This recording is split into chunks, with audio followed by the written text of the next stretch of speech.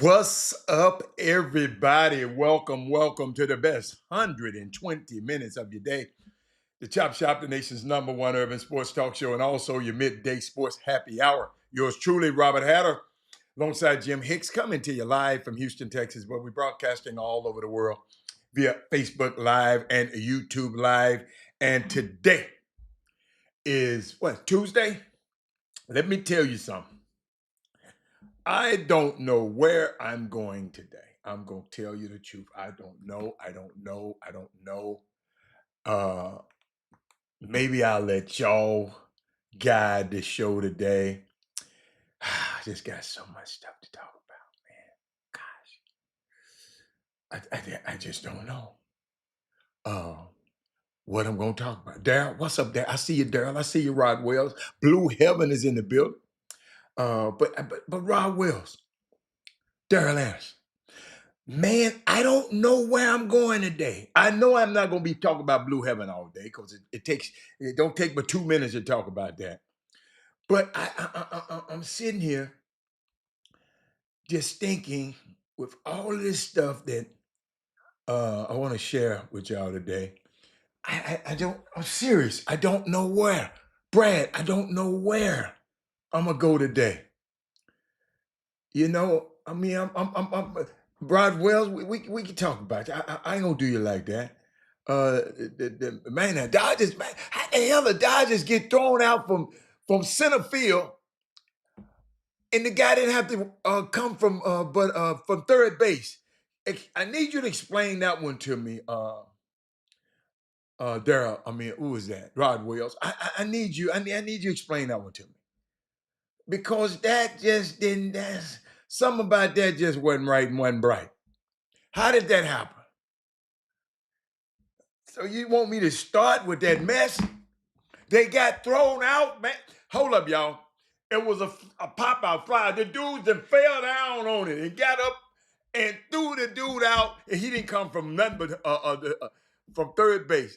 Explain that one to me, Rod Wells. You got to explain that one. Now the pitcher was throwing dimes, but the bullpen, man, the bullpen is kind of terrible. That Rod Wells.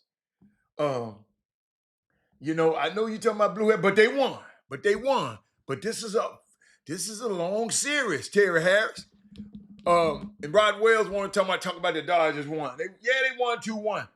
But I see, if y'all noticed, Rod Wells is not talking about that play I'm talking about. Keith Avery, he said, what was the cause of the fight during the handshake line in the Lions versus Chiefs game? Keith Avery, I can't believe you ain't went and found out that mess. All they did, it was a lot of stuff going on in the game, and the Chiefs never get a penalty. I think the Chiefs went that whole game without one penalty, and them guys was fed up. And what's his name? Patrick Mahomes tried to shake the kid's hand. He said, "I don't want to shake your hand." What is his name? Brian Branch, and he said, "I want to shake your hand." And then Juju Schuster came over there and said something about it. Then he smushed him in the face and then jacked him up. That's all. Jacked him up a little bit. Then everybody came out there. That's all it was. It was just man, people getting tired of this preferential treatment that Kansas City, they told me didn't get one penalty. Hold up, y'all. I'm finna go and see because somebody mentioned that to me, and I'm gonna go and look it up since somebody mentioned it. He said a runner on third thought the outfielder dropped that. No, I don't care if he thought that. I know what he thought. I know what he thought. But you can't get that was dumb. It's a dumb play. Now wait a minute. What's the name of that team? The Chiefs. Shanquetta, what you here earlier today? Shanquetta, I'm trying to find out about the Chiefs. Because somebody called me and said, Robert, them people didn't get a penalty the whole game. Let me just look. Can I say, is on the team stats, what would the penalties be? What would penalties be, y'all? Oh, penalties. Wow! The Chiefs went the whole football game the other night with 0 penalties. Now, in all fairness, the Lions didn't get but 4 penalties. This was a clean game. Yo, okay, let's go to another game. Let's go to another. Let's just show you. Let's go to the Packers and Bengals. And let's look at the team stats. And let's look at penalties again. One team had 5, one team had 3. Okay. But 0. Hold up, let's go to another one. Buccaneers and see, y'all make me look at that. Y'all make me think. Y'all see what y'all make me do? No, I don't want to play by play. I want to go to penalties. Penalties. What 49ers had 9 and Tampa Bay didn't have but 5. And I'm just going down looking at the penalties because Alvin Pettit Jr. Somebody told me the Chiefs had 0 penalties in a game. That's kind of hard to do. Everybody, if I go, I can just pick a random game. Everybody gonna have a penalty. Let's go. Let's go to Broncos and the Jets. Well, they was terrible. Oh my God. I don't know why I picked this one. Let's see what happened. Let's see, where are they penalties? One had 6. Oh, Jets didn't have but 2 penalties? And they said the coach can't coach, but he didn't have but 2 penalties. I mean, it is what it is. It's just I just wanted to share that with y'all because the Dodgers win last night and 2-1, but I saw one play that made me just can't do that. Can't do that in the playoffs. You got to play smart. It's October. Who's gonna be Mr. October? What she said about the Packers? Let me see what the Packers did. You know, I don't even know what the Packers did. Who the hell did they play? Green Bay. Who did the Packers play? Oh, here they go. Oh, they played the Bengals. They ain't played by nobody but the Bengals. Man, come on, Barbara. They played an 80-year-old damn quarterback.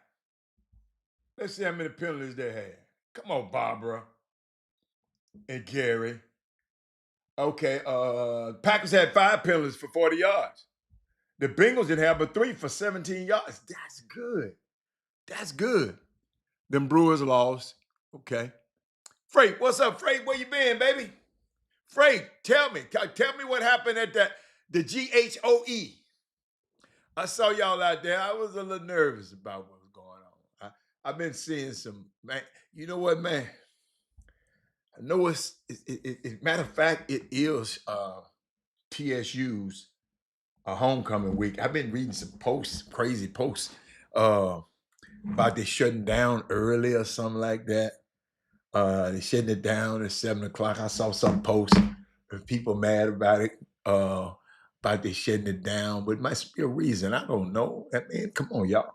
Y'all, it's a lot of stuff going on in this world right now, y'all. This ain't the same world. This ain't the same world when Barack was president.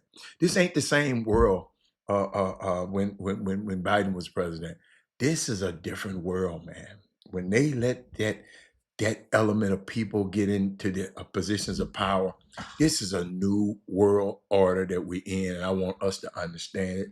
But I did get a laugh this weekend. Shallow Sanders putting up to the Browns in the Steelers game, telling everybody he was Shador. I thought that was nice. Y'all share the show. Everybody share the show. But I thought this was cool. You saw my hat? You know who I am? Yep. Who? Shador Sanders. Yes, sir. I wanted you to go win. I know. Why'd they wait so long for Gabriel? I don't know, man. He's a good guy, though, bro. Don't give up. Steeler fans were cheering for Thank you, you. bro. Appreciate it. Seriously. We wanted to see you play, man. Hey. We wanted you to play so bad. I appreciate it. You see me on the field, though? You see me on the side? Oh, yeah. We're like, come on. Put him in. We were yelling. Put in Sanders. Put in Sanders. Come on, Coach. We want 12. Thank you. Hey, everything happened for a reason. You know, I'm just thankful to God that I even have the opportunity to get on this field. Amen. And to just get the chance, you know what I'm saying? So We love you. I appreciate y'all. And your dad, get a picture. Get a picture, Aaron. Wait. Do y'all know Shiloh? Oh, heck My yeah, brother? number 28. Well, he was 28. I wanted to buy his jersey, but that's all right. I still am too. I'm videotaping, so I'll take a picture All right, there we later. go. Oh, my God. I You saw my hat? I love You know how- Shallow, man. I love Shallow. He just can't play football that good, but I love him though. He gonna do something great. I had to share that with y'all. I really like that young man. I like his spirit. He's remarkable. He going to cheer his brother up. You know what his brother going through. Him and his mom, they flew up and hung out and you know, and help his brother out. You know, that's what family is all about, man. Cause hey, no matter what, these guys are still human. But Robert, they make so much money, but they're still human. They still human. But it was what else I did? What else I did? You know, I was thinking about something. You know, James Franklin getting fired yesterday. You know, I just think about something, man. And Steve Sarkisian, the coach at Texas, he said the current climate in coaching is something else. He said, think about this, y'all. Watch this now. Now, picture this in your life and what you're doing in your life. Share the show, everybody. Come on, because it's about to get good. 15 days ago, you was on top of the world, Kevin Freeman. Man, you was on top of the world 15 days ago. Everything going good at the job. You're getting all these promotions. You got this. You know, you've been an employee of the month. You get everything 15 days ago. You was on top. And then they call in and tell you, hey, man, you got to go, man. You ain't got to go home, but you got to get out of here. 15 days ago, Penn State team, they were a play away from being the top team, probably top team in the nation, our number one team in the country. And today, this guy has no longer the head coach. So that should tell you about the business that college basketball is in right now. Oh, you on the way? You just coming back? Okay, shout out to Kevin Freeman, sending out our travel angels ahead to touch every pilot, touch every flight attendant on the plane. Make sure him and his wife get back safe from Greensboro, wherever they flying from. Amen. Janet, how you doing, Miss Janet Williams Green? How you doing, young lady? Well, I was just thinking about something, y'all. Then I, you know, because sometimes I just think about stuff. Janet, if you got something you want to talk about sports-wise, anything-wise, just put it on the screen. We're going to talk about it. I'm thinking about Baker Mayfield, right? You know, if he win the MVP this year, because he's playing like the best player in NFL, he might be both the Heisman winner. He won the Heisman, and then he won NFL MVP. Cam did all that, but watch this. Being a backup on his freshman high school team. I need y'all to share this because I want y'all your young people to hear this. Being a backup on varsity as a sophomore. Holding only 5 offers as a 3-star recruit and choosing to walk on,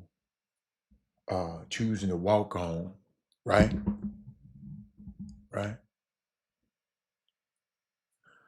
Losing starting job in 2013 as a college freshman after getting injured. Missing entire 2014 season because of transfer rules. Suffered 2 major concussions in 2015, making his career uncertain. Talking about Baker Mayfield, in case you just came on. Failing to outrun the cops in 2016. If you go get that video, that's the funniest video. We tried to outrun the cops and they snatched his little ass and threw him on the ground.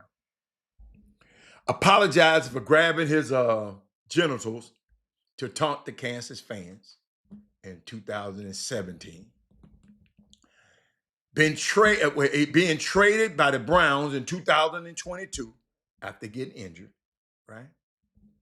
Playing scout team, defensive end, just quarterback for the Carolina Panthers, right?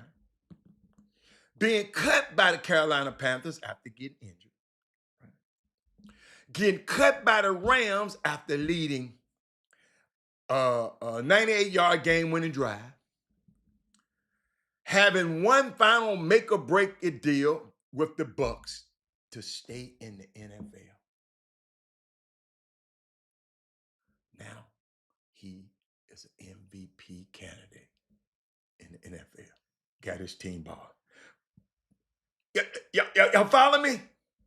It's the greatest underdog ever. And then I was, I browse over and leave football, and I browse over and look at basketball. I got a question.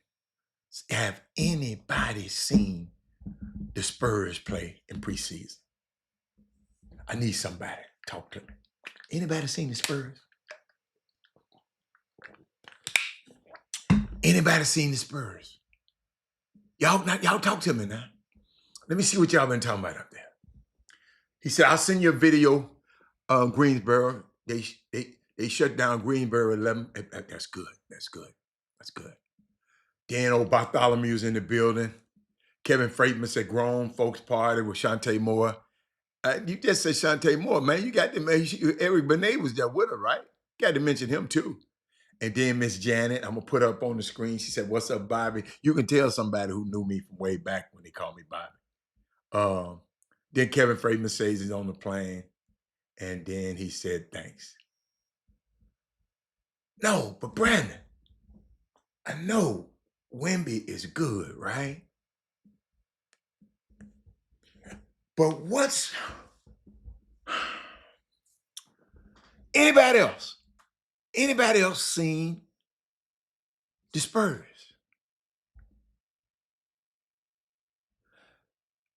Man, I saw this little guard that I promise you, in college, I didn't think much of him. I know people kept talking about him. I said, I got to see him. That's all I ever tell people. I just got to see him do it for me. You know what I'm saying? I get tired of people that get mad at people because we don't see what they see right now. But that is Moody. This boy Dylan Harper.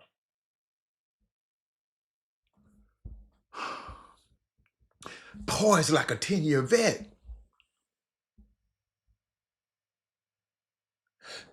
Listen, just in case y'all ain't seen it. The Spurs are running an inverted pick and roll.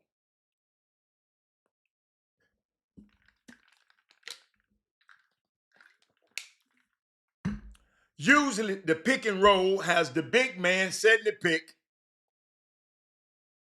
and the guard running off the big man's pick. Now you got Wemby as the guy initiating the action and Dylan Harper setting the pick. That's called an inverted pick and roll. You don't see that much because most big men can't handle the ball like that. I think Joker probably could if he wanted to. Y'all, I'm watching some stuff, man. And it don't mean nothing, but they're undefeated in preseason. No, he ain't no little Ron Harper. He is big Dylan Gabriel. He's big Dylan. He don't play nothing like his dad. Daddy wasn't like this as a rookie. Daddy was a defensive wizard. This boy here just a wizard with the, oh my God, Ken Howell. You must ain't seen him play. We ain't, that man, you know what? And you know what's so funny? And I don't know about the dynamics of that family. But they always talk about the mama taught him how to play basketball. What was the daddy doing? Daddy's Moody, are you up on that? Oh, Flag. I talked about Flag yesterday. Flag looking good. But guess what? Everybody gonna talk about Flag. I talked about him yesterday. That is Moody. They always talk about the mama taught him how to play. Ken Howell? What was the daddy? I'm just curious. Y'all share the show because I need somebody to talk to me today. Everything I hear and read about is about the mama. The mama coach. Mama.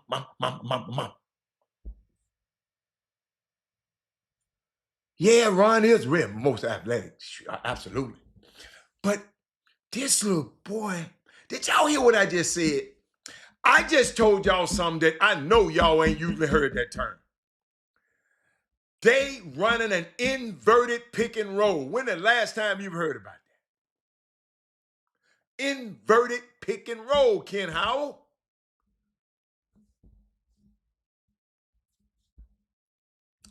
I guess y'all, see, I love basketball, man. And I love seeing stuff that I ain't never seen before.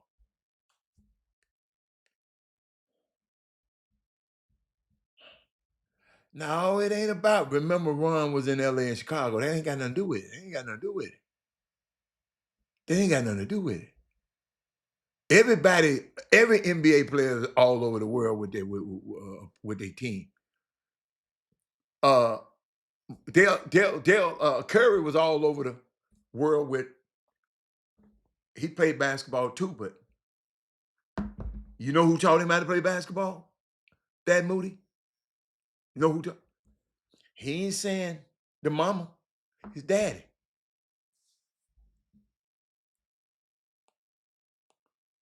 An inverted? Who you seen run an inverted pick and roll? Who? I'm just curious. Who have you seen run an inverted pick and roll? Y'all, these people putting comments. They been putting comments about D'Angelo. I haven't confirmed that, so I don't know. I've just been hearing too much clickbait. But they always talking about. You said I know I have seen. What? Who have you seen run an inverted pick and roll? Send me the video. Sabonis, I ain't never seen. Send me the video of Sabonis running an inverted pick and roll. Y'all send me some. Oh, you're at the doctor right now.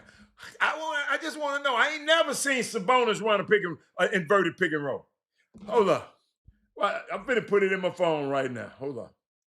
The man said Sabonis did. Hold on. I want to see this one. Wait a minute. Sabonis pick and roll. I'm just gonna pick and roll because it ain't. Let me put inverted pick and roll in. Inverted pick and roll.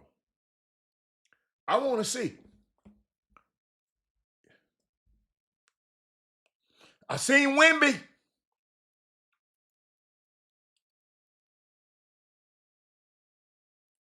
What's Sabonis at? I ain't seen Sabonis yet.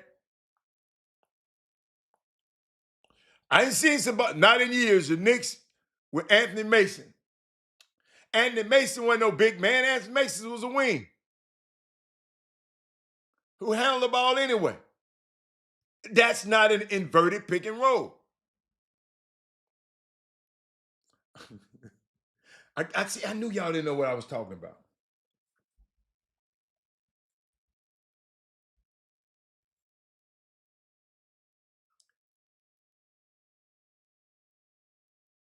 I'm sitting there watching. I'm not talking about Anthony Mason. Anthony Mason, man, they ain't much taller than me.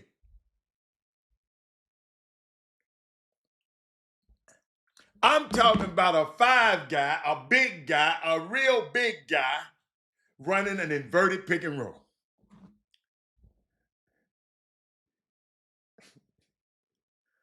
I'm trying to find.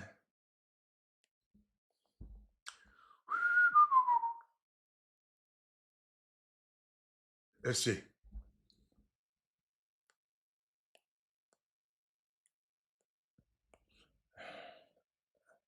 I guess y'all figuring it out.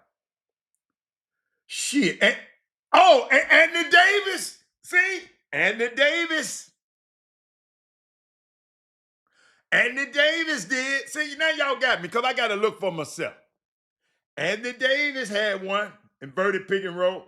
I wish I could show it to y'all, but the NBA be acting crazy about their little ugly ass video. Hold on. I'm gonna see, can I just show it to y'all? Hold on. Andy Davis did it.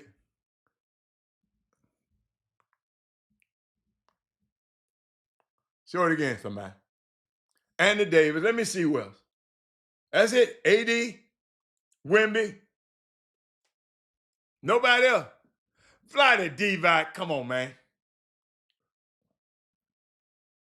I'm just looking. She said, Devin, what's his name? Devin, what's his name? Devin, what's his name? Devin who?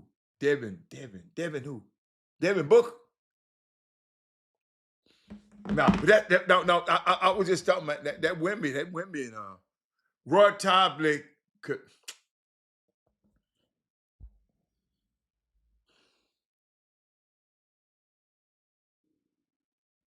He said Roy Tobley could run an inverted pick and roll. Send me somewhere he ran it. Barbara, I don't know what you talking about.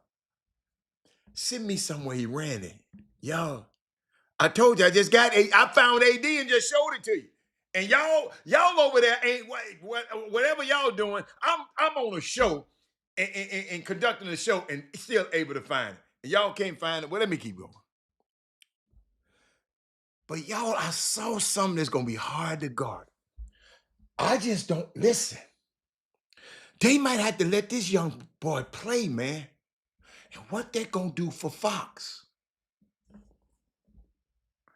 I got to let that young fella there play. Dylan Harper. What they going to do with Fox then? This man can shoot better than Fox. He running double drag screens, and Fox can do that too. But he running him and finding the right person. He getting paint touches. Hey, y'all, listen. This gonna be interesting to monitor. I really wanna see this. I'm serious. I really wanna see this. And yesterday, I'm trying to get where, because I got so much to share with y'all. Anything else? Anything y'all got? Because I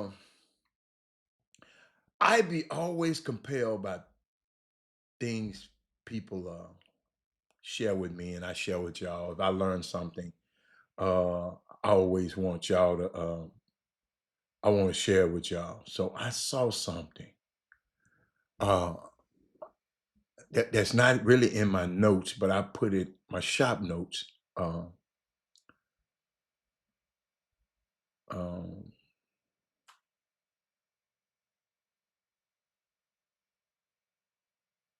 I was thinking about something.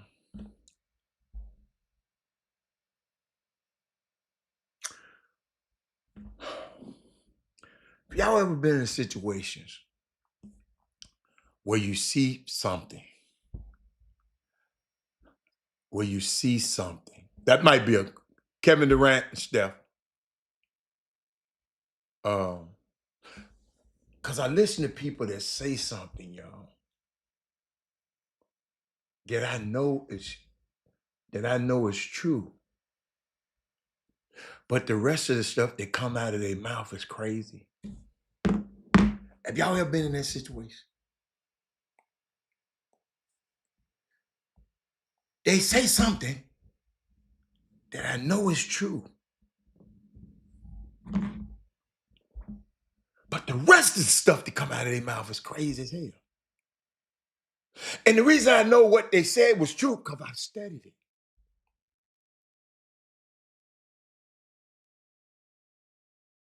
I have to study it. I test things out. I do a lot of stuff on this show like that. That's a lot of work. Y'all might think I'll just come on here. It's a lot of work. And always understand, if I challenge your comment, if I challenge some of your comments, if I challenge them, not comment, challenge them, it's because I feel it can be harmful to us. And I don't want to give people the bad information. You got me? There's a method to why I may sometimes go hard in the paint. Mr. Bartholomew, I know over the time you've learned. I know when you first came on, you and what's my man, David. David. I there's a method to the way I do this, because what you're saying and what you're coming may affect people in a way that they don't deserve while on this show. That's why I don't let people come over here and talk negative. You know, people used to come over here and talk negative to each other on the show and talking back and forth. And I had to, whoa. Oh, yeah. Oh, yes. Yes. Yeah.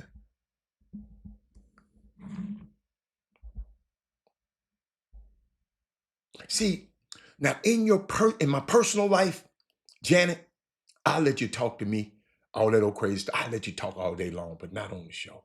But I can't let certain things go out on the airways. Y'all feeling me? You got me? Hold on, let me put your comments back up there, because you know I love to see your comments.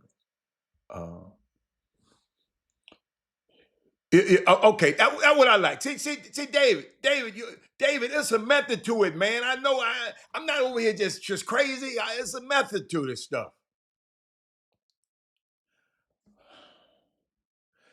But David, maybe these people believe the lies that they are telling. David. And it's not enough for us who know enough. You know, a lot of us don't know. That's why this community, that's why this show, that's why that's why it's so important. Because a lot of people don't know. I'm going to share some stuff with y'all today. Y'all will say, what? That's why this show is so important. It's important for me. It's important. If it's not important for you, it's okay. It's okay. I ain't mad at you. But it's important to me because it is so much of a fire hose of information that we have access to. It's just coming at you like a fire hose. Yeah, have you ever seen a fire hose? You can't drink no water. You can't drink the fire hose. It's coming out too fast. And we got access to all of this, but somebody got to curate all of this information. The curation of this information is so important. Somebody got to rattle. A lot of people didn't even know what clickbait was, they told me, until I told them on the show. They just listen to anything. Hey, y'all, be careful.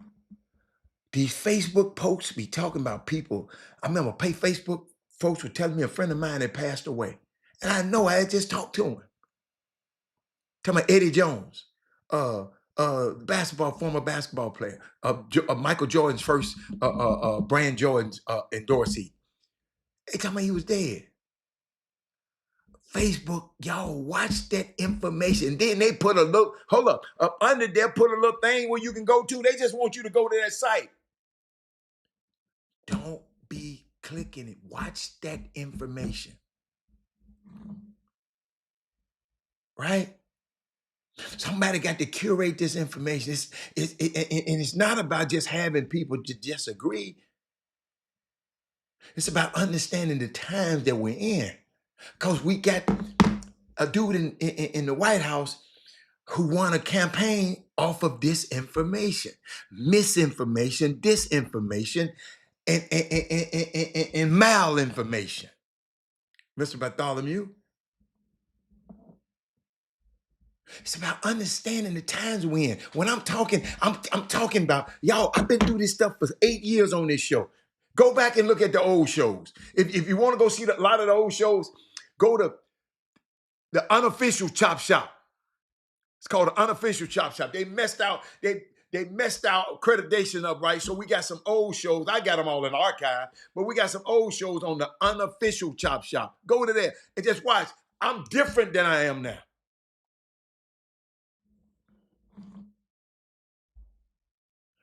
We got to find out, who do you believe that is muted? How do you fight all this misinformation? I know a lot of y'all, they say, man, I'm coming on Chop Shop. I'm going to ask Robert about it. That's all you got to do. Let's talk about it. It ain't just me, because if I can't find the information, if I don't have it, I bet you I'm gonna go get it for you. I'm gonna try to get it for you. And all of us, we're talking on this show every week. We have to be responsible. We're gonna have fun. If you got a joke up there, put the joke up there. We're gonna have some fun with this thing now. Who is that talking about play?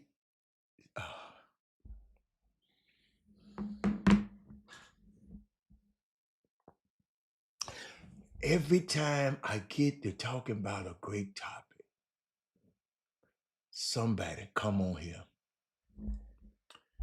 and got something to say.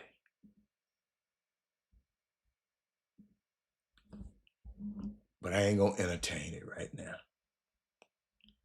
Because I feel a deep responsibility when I open my mouth to tell the truth. To make sure it's right. And sometimes you're gonna make a mistake. And then when you get the proper information, I really don't trust any broadcast platform. I don't. And these newspapers are absolutely untrustworthy. I know too many of them, and I know they be lying. They to get some money. They just, Robert, I just work here. I got to do what them people tell me to do. That man said, don't I start. I'm on my show, and this man come and tell me, don't I start. The nerve. I wonder you tell Donald Trump that. I don't wonder do you go to them Trumpers and mess with them.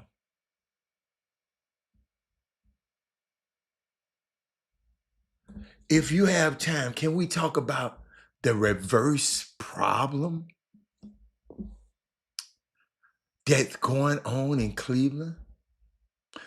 The reverse problems. He found out that Kevin Stefanski is playing Dylan Gabriel because, hold up, let me put that back up there. Let's go. Let's go. Playing Dylan Gabriel because him and Dylan Gabriel's dad are friends. They've been golfing together at a course who our friends are members of.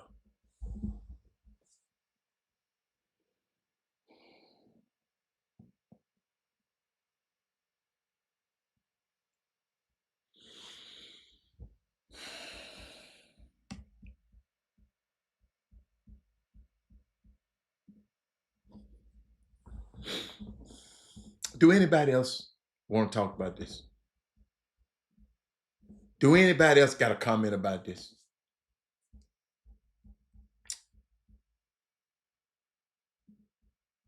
Anybody else? Let's talk about it. If anybody got a comment, I need somebody else to have a comment. Tank, you got a comment. Do I have time to talk about? I got time. The reverse problems that's going on. I got time.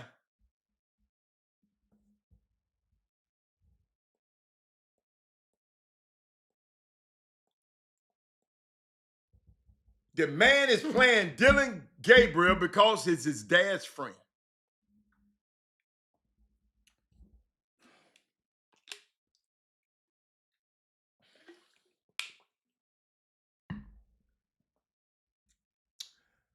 Dylan Gabriel was the third round pick.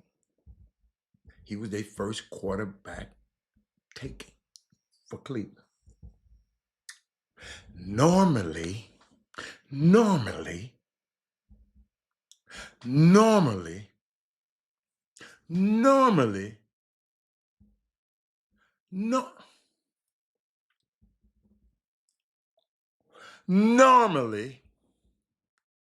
when you take somebody third round pick, you feel good about him and you want to play him. I don't care if I know his dad or not. If I take him with the 3rd round pick. I'm planning on him playing. I'm telling you about football, Mr. Morrow, that I've been in the business of for the last 30-some years. I don't have the advantage of having somebody that's a member at the club where they be golfing at.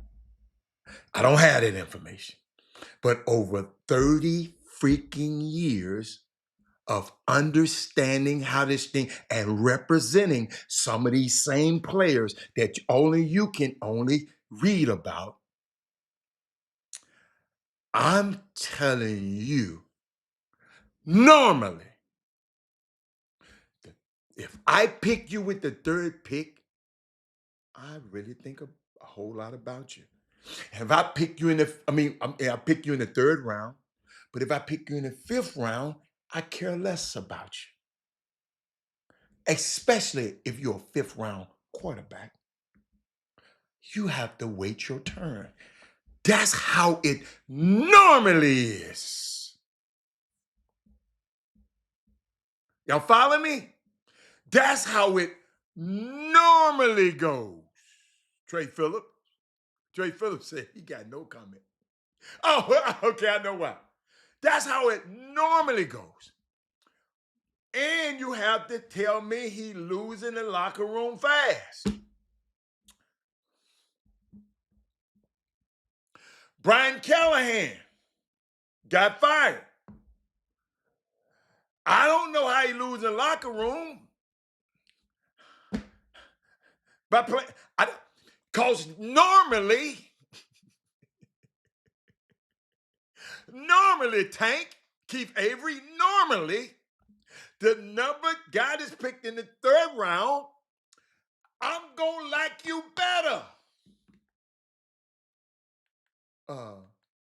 than the guy I picked in. How much TV just go off? Yeah, I'm just talking about normally. Anybody follow me? Normally. Just normally. He said the friendship had better be worth his job because it's definitely getting him fired at the end of this season if this kid does. Let's see what else anybody else said.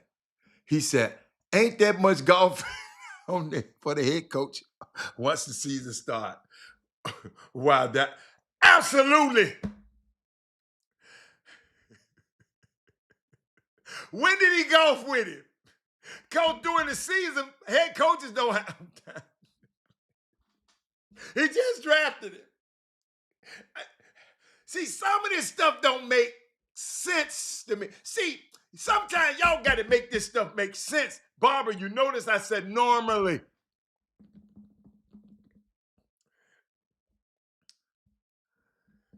My boy Penny love golf. Soon as that season start, he don't play golf no more. NFL coaches had to be in the office, man, from 4 in the morning to late at night. When is he at the country club kicking it with the daddy? See, I just said that I got a responsibility on this show because people gonna put anything on these feeds. And all I ask you to make it make sense. Make it make sense. How do we fight misinformation with people like Trey Phillips and Barbara Hughes? How do we fight misinformation? And I ain't calling nobody, it might be it's disinformation. But come on, man. Top of the evening to me. I have the time to discuss. Let me tell you something. First of all, that team drafted Shador. If they didn't want him, they could have cut him. Excuse me. His team done called already, then asked about Shadua and want him. And they said, no, we keeping him. And you come to tell me, what? You come to tell me, where's that quote at? Let me put that back on the screen. Let me put it in a different format. Let me put it up under me. And you mean to tell me,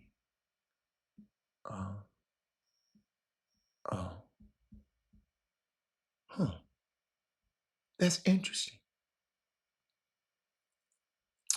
That's interesting, y'all. I'm gonna put it bigger. That's interesting.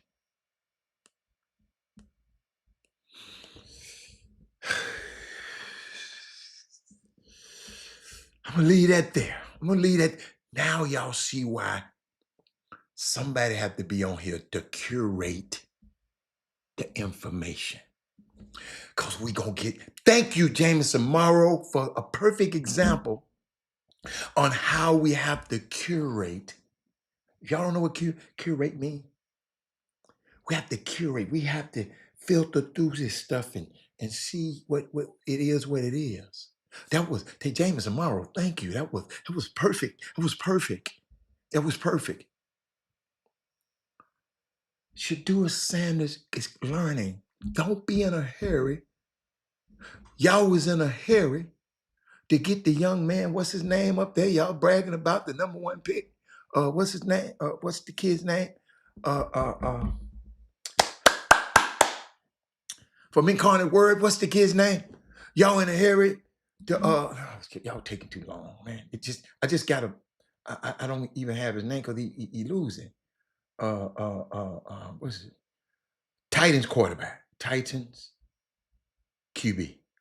Because y'all taking too damn long. Cam Ward, right? Y'all in a hurry for him to play. He getting his head beat in. Just got the coach fired.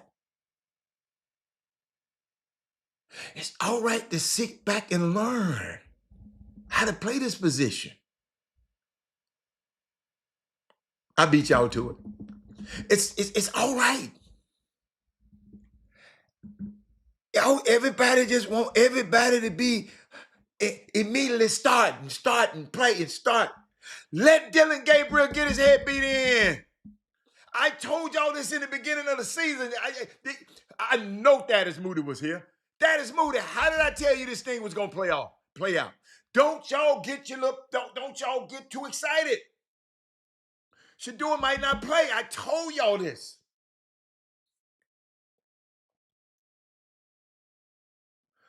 Now, I wasn't at the country club on the golf course, but I knew that.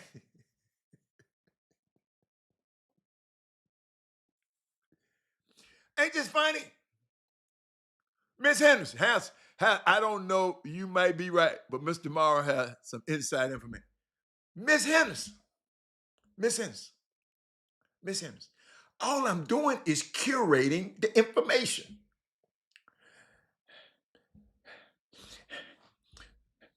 Miss Henderson, I've been doing this. I've been in that realm for 30 years and know a whole lot of head coaches. And all I'm saying, when do you have time to go to the country club? Now, your wife might have went, but you don't have time, Miss Henderson, being an NFL coach for those few months that you got to work. Baby, you don't have time. You follow me? You just don't.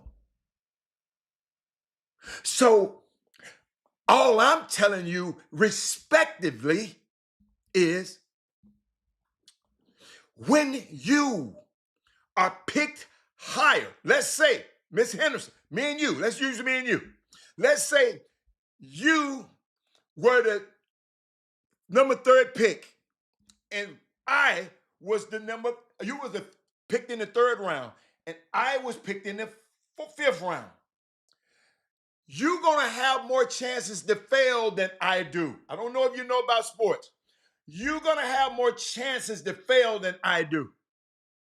if I'm the 5th round pick, especially a 3rd string quarterback, you're usually expendable. Miss Henderson, I would ask you to name me who is your favorite team, and I want you to name me your 3rd string quarterback. He's not on the roster. He's on the practice room. Name me whatever your team that you like, whatever team that you have, Miss Henderson. Tell me who is your 3rd string quarterback. You don't know him. The only 3rd string quarterback they're talking about in whole America is Shedeur Sanders. He's not the typical 3rd string quarterback.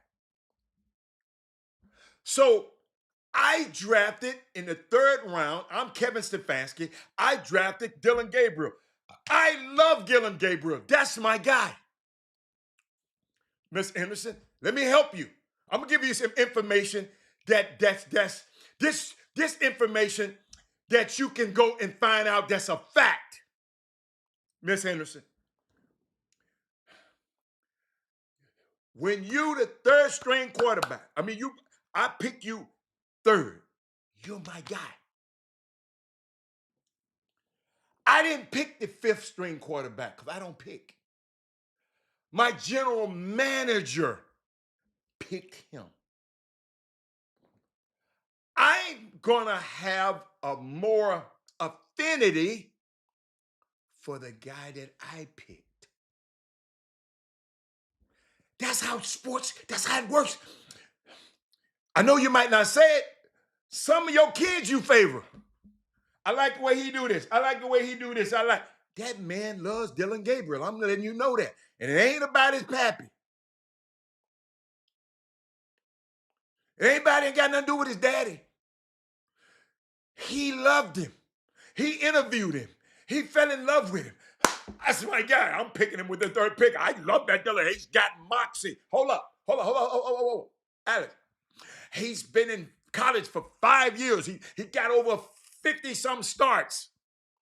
I like him, Alex. So, speaking of inside information,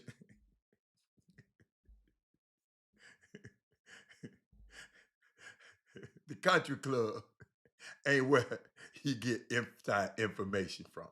But I love that you did that. You gave me 15 minutes to explain some stuff to our people. How misinformation. Just because you got some information, where's the facts? Come show us the video of him and the daddy playing. Let's get facts.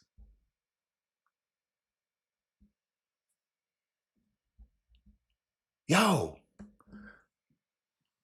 Mr. Callahan, Coach Callahan just got fired because of how he handled his team. Kevin Stefanski, some kind of way, him and the GM ain't on the same page. I got the quarterback I want. Miss Henderson, go back and look at the draft. When they drafted Dillon Gabriel, all over the war room. Look what happened when they draft Shedeur Sanders. Reality in regard to Shedeur and Deion. Deion's not going to interfere. He's not going to be calling the coach. He's not going to be commenting about Shedeur while he's in Colorado. Look like a funeral in there, Miss Henderson. Miss Henderson. I don't have the one for Dillon Gabriel. They all up in there like this.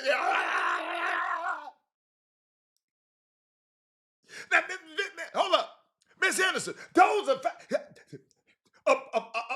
a picture is worth 1,000 words, Miss Henderson. I just painted a great picture for you. But let me keep going. Somebody said, I'm glad Shedeur ain't playing against the Steelers. Them my boys, okay. High school football coaches, high school football coaches work Monday through Sunday. So I know NFL coaches don't have time for golf. Miss Henderson, I know that's your coworker. I know. I love James tomorrow. But he wrong on this one. Hold on. I don't want him. I didn't tell him to come on here. I didn't tell him to come up there and put that on the screen. I didn't text him to put that on the screen. Who is this? Ricky Bobby, if you're not first, you're last. Let's see. Let me see. Okay. He said this is a rare incident. The last time we saw this was RG3 and Cousins. No way Cousins was going to see the field before RG3. Yo, it's just different. He gonna be a good old boy. Okay, you believe he'll be good? Okay. Hey, I'm gonna tell y'all, Barbara, I'm not in no hurry. I don't like the Cleveland Browns. I'm not in a hurry for Shador to play for them. I want him to trade him. But I thank them for picking him up. But but that was a good one. Boy, that was a good one. Man, I got to turn. Hold on. Hey, I got to turn on my fan in here, man. I get hot in this joint. Y'all gotta understand it's these cameras are everywhere. I mean the lights and everything is coming up on me. Boy, it get a little hot. But let me see. I was going somewhere, but thank you. But Miss Henderson, why you on there? Miss Henderson, I want you to take this number down. You and Jameson Morrow. Do me a favor. Since y'all make a comment, I want you to make a call to this lady right here. I love y'all. I love y'all being so interactive. I want you to make a call to Carla Gigliotto. Right? Hey, hold on. Let me show you some of her work. Right? Let me show you some of her work. Where's she at? Let's see. Where it is right there. Let me see. Let me show you some of her work. They call her Miss Barbara, Miss Henderson. They call her Miss Alice and Miss Barbara. They call Carla Gigliotto the Michael Jordan of hair restoration. It's people be going all the way to Turkey to get their hair, non-surgical procedure to their hair. We got a young lady in Sugar Land right now that when you come in, she give you a glass of wine, as much wine as you want, you're just so hospitable. And she got so many things, a service she offers. This got 3 months after this treatment, this man got confidence now. You feeling me? So since you're commenting, 832-446-3206, take that number down too. Because I want to she is a FNP injector. She is one, I'm telling you, they call her the Michael Jordan. When they told me this, they said, Rob, she bad, Rob. Non-surgical treatment, even tailored for men. She got so much stuff. She'll help. What she got? She uses this thing called Thermage. It's a non-invasive treatment that uses radio frequency technology to tighten and contour your skin, reduce wrinkles, and improve skin elasticity. That can be performed in one session with little or no downtime. She can redefine you and tighten your jawline, your neck, and reduce hooding and eye wrinkles to firm up the abdomen. Natural results. She got this hydrofacial thing, and she detox and hydrate for skin if you got dull skin. Do me a favor. Call her. You might have some. She got a whole lot of other stuff that she offer, but Carla Gigliotto, call her 832-446-3206. And since you're doing this comment, call her. Call her. She might be able to help somebody in your family, someone of your friends, whatever. Okay? All right? We got you. Okay. All right. She says the Steelers, by the way, but Jameson has a lot of NFL people in the league because of his relationship. But I'm talking. No, you're not, Miss Henderson. Miss Henderson. Jameson can no, but Miss Henderson.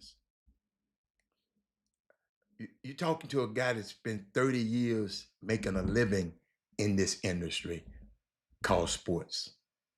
So I wouldn't steer you wrong.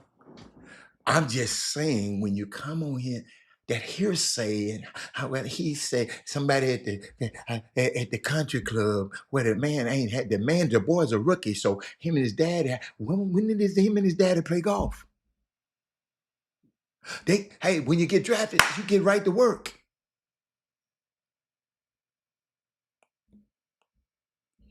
That's crazy. Oh, Barbara said she's wonderful. I know people in Sugar Land have been there, and they say she's so very confident. Absolutely.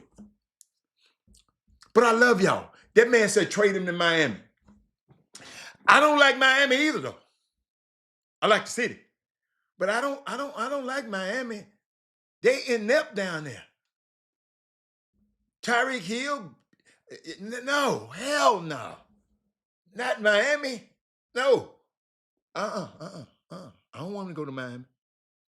Let's keep going. What was I at? What was I at? Y'all, let me see where I want to go. What time is it? Let me see where I want to go. You know where I really want to go? Oh, shout out to my young fella, Reese Austin, after being offered for Kentucky. Hey, one day, one of our young kids in this community, he gets committed to Columbia, and then the next day, Reese Austin from Second Baptist here in Houston, he gets an offer back from Kentucky, the Kentucky Wildcats. Shout out to Reese. Shout out to his family. I got it. I got you, Reese. You know I got you, boy. I got you. But let me go. Let me give you some stuff like this. Maybe Jameson Morrow would know, but I was thinking about it, and I'm watching. He said, after the draft, the coaches preparing. I know. Hello. Thank you. See. Some of this stuff just fact, Alex. I mean, Miss Alice. And some people just get on here just to have their things on the feed. But let me keep going. Y'all, I was watching. I'm just, I'm spanning the NBA. I'm spanning the NBA right now because the season's about to start. And I was just thinking about something because people were asking me, but Robert, this getting so young. They're getting so young. Their players are getting so young. And we wonder how these players is just not, but I'm gonna help you out. Through collective bargaining, they got rid of the old heads. They got rid of the old heads doing the collective bargaining, the old basketball players. What should have happened, talking about the NBA right now, doing a collective bargaining agreement, veteran players with 10 years or more were not supposed to count against the salary cap. A lot of y'all might not know that, but I know Jameson Morrow will. And they did this so you could always have one or two of them on the team to help your younger players get along. Oh. Trey, I got you. After this, I got you. I was waiting on somebody to say it because I don't like to bring him up. But after this, I got you, Trey. I got you, Trey. Trey, you already know I got you. But let me keep going. Because I'm explaining something that, and Alice, you're going to be the smartest lady in the nail shop, in the beauty shop. When you go in the body shop, Miss Henderson, you're going to be telling them, hey, ladies, do y'all know anything about the NBA collective bargaining agreement? They were supposed to put in a rule in the collective bargaining agreement where veteran players of 10 years or more were not supposed to count against the salary cap. So pay them other guys what you want, but the veterans players, you want at least one or two of them on the team. Okay?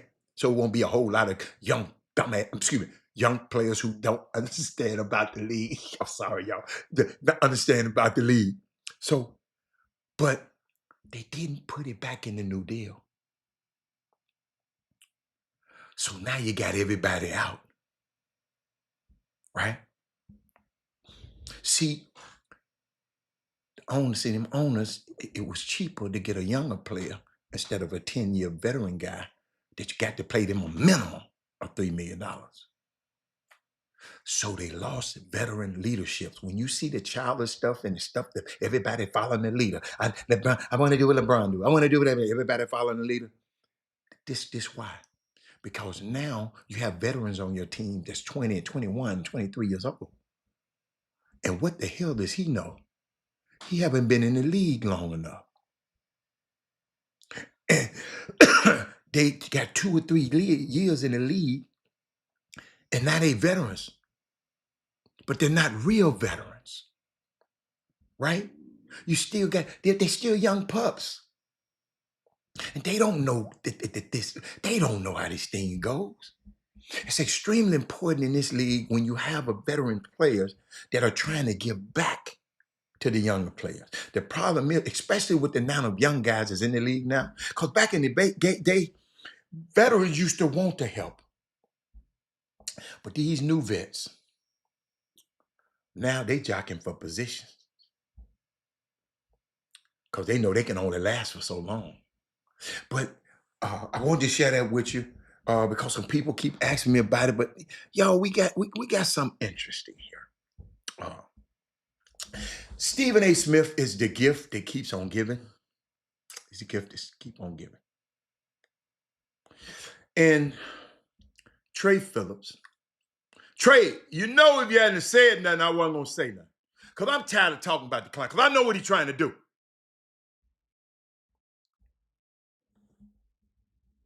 Ed Harris, and he said, you know why too. Eric, what did I say that you mean that? So, where am I start?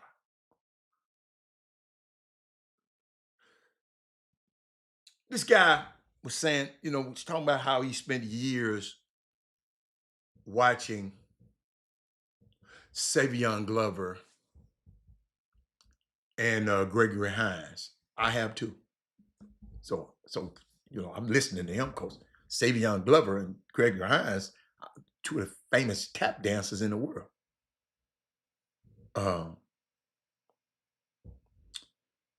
But I've never seen somebody tap dance better than Stephen A. It's amazing. He said, this guy was telling me, he said, I didn't know you can tap dance that hard. I didn't know. Does his feet bleed from tap dancing so hard? He said. Are his fingers covered with buttered biscuits that been given to him by the Republican Party? Trey Phillips? Because at this point, there is no strategy to what he's saying. Other than there's a prominent black woman out here, so I'm going to attack her. Because he's all over the place. And here, y'all need to share this. And here's why I think this is actually important. Oh, yeah. Yeah. This, when I think this is important. Why excuse me. And here's why he thinks this is actually important. Talking about Stephen A. Smith. Because what you got going on now at ESPN right now, him getting his new contract, and then having Paul Feinbaum, who was they ran him off, talking about he going for Senate, and they ran him off ESPN. I didn't like the little redneck anyway. I don't know why he was ever on there. But those southern guys and the Alabamas, they love it. But now he talking about running for Senate. Okay. Now now you got this guy, Stephen A. Smith, talking about he gonna run for president. What Stephen A. Smith is desperately trying to do is keep afloat a network that for all practical purposes is dying like a lot of other places on cable. Yes, ESPN is down. cable watching is down because you got so many other ways to watch.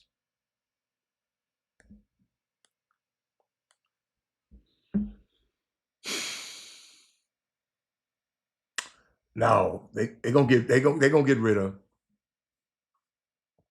His contract ain't up yet.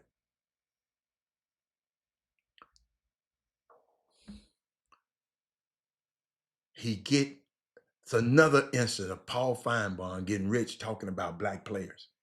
And now he gonna run for Senate. Let me keep going, because I keep trying to get y'all to understand, piece these things together.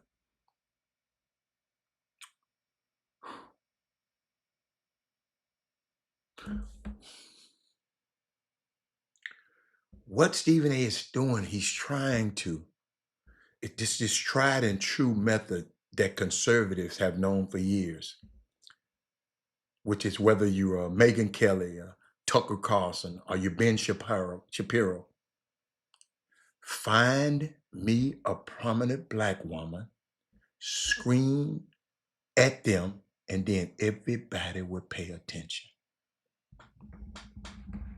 See, y'all didn't know that game. Megyn Kelly, Tucker Carlson, that's how they got famous. Find a prominent black woman, Jameson Morrow, scream at them, and then everybody will pay attention to you.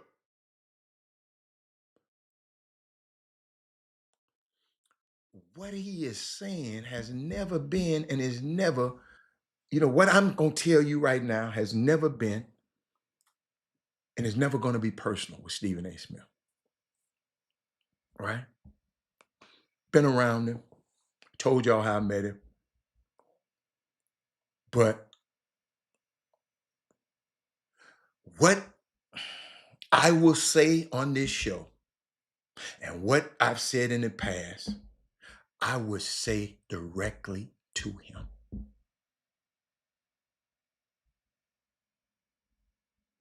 But I promise you that Stephen A. Smith wouldn't say it to Jasmine Crockett's face.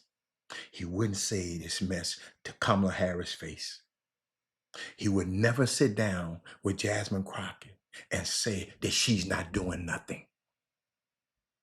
He would never sit across from Kamala Harris and tell her that she was a failure even though he voted for her.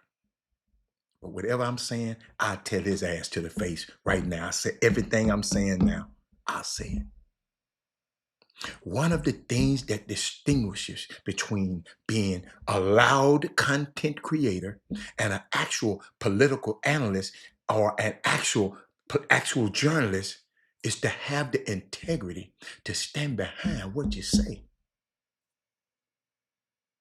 Say it to my face or keep it quiet. But what I noticed, he don't have that same energy. When Venus Williams' husband tore into his ass the other day, intellectually, he shut his mouth.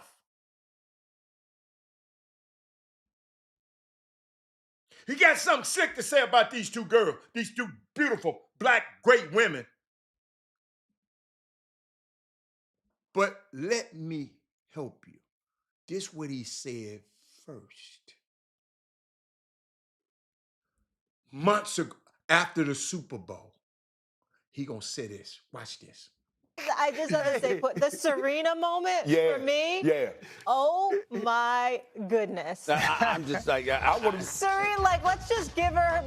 Well, you can say give her a props, but I'm just. But Shannon brought it up, so I'm going there. I'm going to be like, if I'm your husband, I'm like, why are you up there I'm your husband, I want him. Did y'all get that?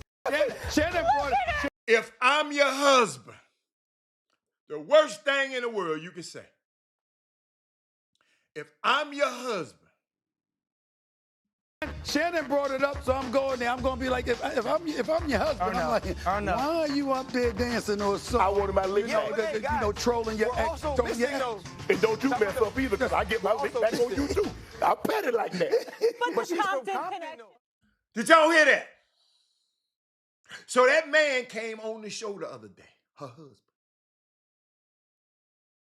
Right?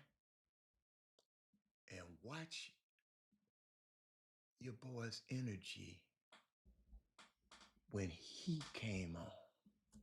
Well, also too, Stephen A. Smith, I think you had some marriage advice for me. Is that right? Or well, you know what? Listen, I did it. People, headlines are headlines. We can get into that another time. But I was hoping you were going to be here. I am not qualified. Married? Right. Oh no, not me. Well, I ain't qualified, my brother. I'm not qualified. I was going to ask. You see how he kowtowed? I ain't qualified. But if I was your husband, let me go back. No, I'm gonna go back because y'all got to see it. If I was your husband, the Serena moment for me. Yeah. Boy, I love it. Oh my goodness. I'm just like I want to. Serena, let's just give her.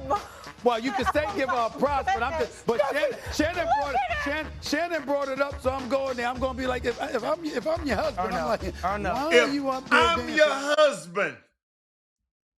You finna give me some advice, but what to do? Tell his ass. Where he at?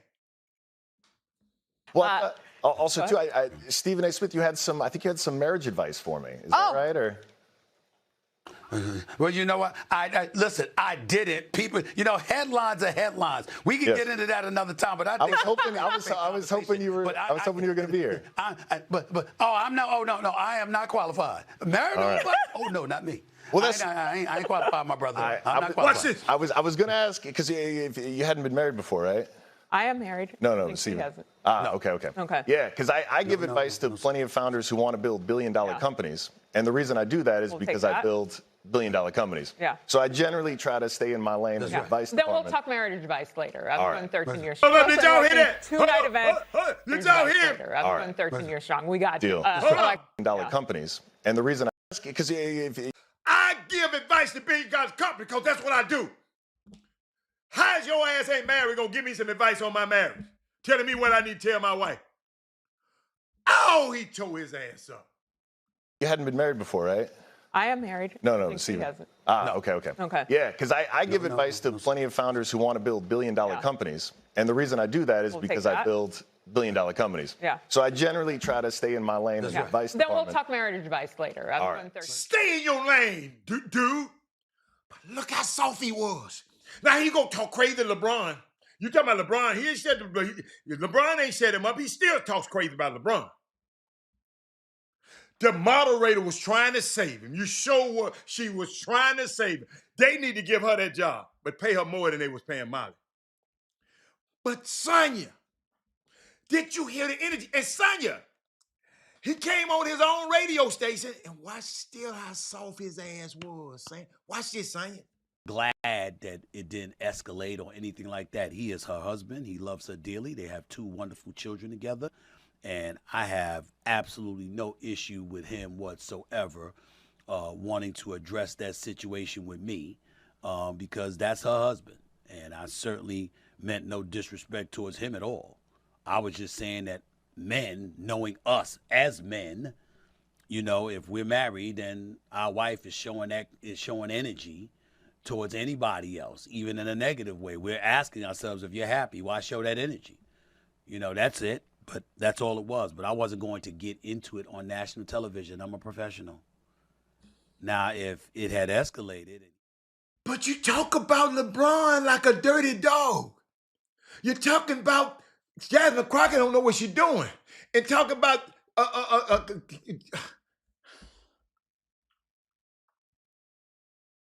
y'all see what I be saying about black faces in white spaces.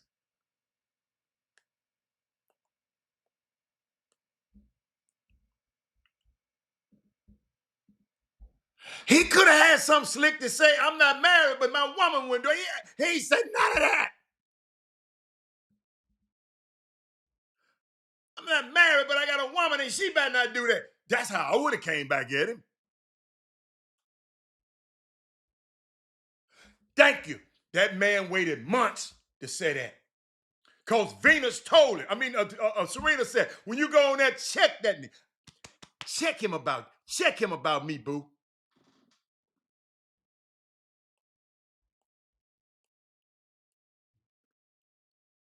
Unbelievable, y'all. Y'all see what I'm talking about? Y'all see what's going on out there?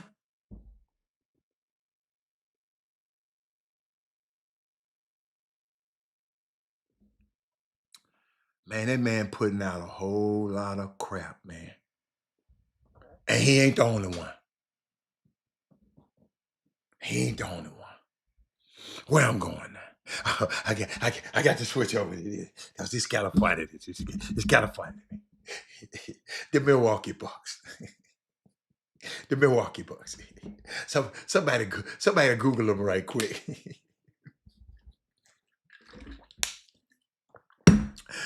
Giannis gathered them by the kahunas. Somebody Google them by quick, y'all. Y'all. The Bucks signed Alex Antetokounmpo. They already signed Thanasis with his not so talented self.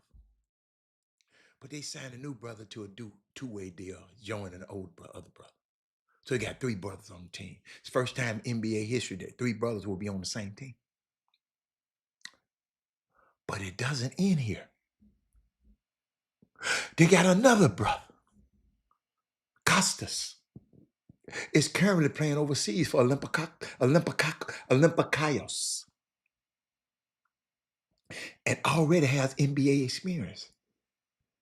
Then they got an older brother, Francis, who played basketball before a professional soccer career. With 3 brothers, the Antetokounmpo brothers, already made history. With 5 of them, the Bucks could literally run an all Antetokounmpo lineup. Wow. Wow. Did y'all know that?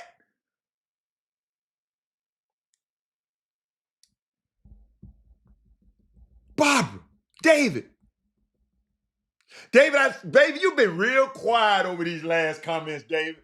David, you must be over there busy, man. Some David been quiet. David, you've been a little quiet on me, David. Let me keep going. Then I saw, I'm watching NBA now. I'm watching it because it's been a crank up next week now. But, y'all, I'll tell y'all something else to look for. Y'all know how I feel about him, so you just let me go.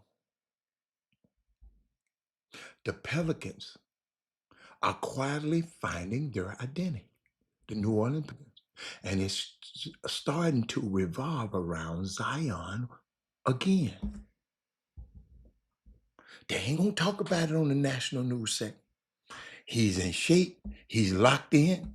Y'all remember a couple of years ago, I said the 2 players I want to see that I would get up and go out my bed and go downtown and see Steph or him, other than Steph, the young ones, not Steph. Steph, I'm gone.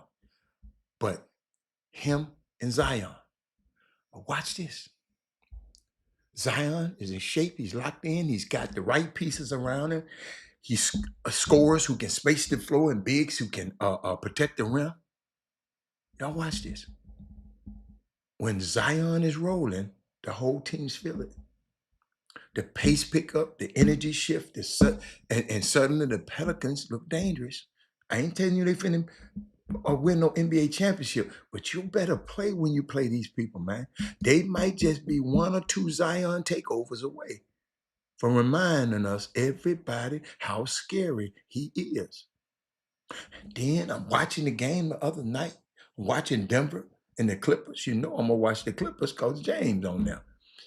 So the Clippers was playing, and then in the last 6 minutes of the game, I watched the whole game, I'm sorry. Last 6 minutes of the game, this dude come off the bench in Denver, and I said, who is this dude? Remember this name, Curtis Jones. He might not play right now, but just keep checking up on it. Curtis Jones, he undrafted out of Iowa State. But I watched how he was understanding the defensive rotations. He was in the right place. I was watching him. I rewinded and watched how he was getting in the right place. He didn't hit many shots. He hit a few of them at the end, but he didn't hit many shots. He just made good decisions. Y'all, this NBA, man, y'all, Lord, just quit. Don't let nobody else get hurt this year. Nobody. Hold on, let me see. Y'all been talking. He said they trying to start a whole. I'm telling you. Let me put your stuff on the screen. See what y'all been talking about.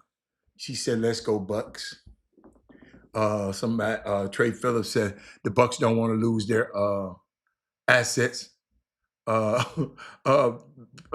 David said, "Damn right." Whatever tweet he said. Trey Phillips said, "If they keep him, he would do it." Type attitude. I don't know that you messed up on that one. Melvin Dude said, "We got room for all of them." No, we ain't got no room for all of them. No. We ain't got no room for all of them on our team. Houston is a bad. Melvin Dudes, you must don't understand. Houston, you one of them. I hope you want one of them. One. Oh, Fred VanVleet got hurt. We're doomed. I hope you want one of them. I hope you would. Please don't be. What the hell, Fred VanVleet? Y'all at first y'all talking about getting rid of Fred VanVleet, and now without him, we gonna no.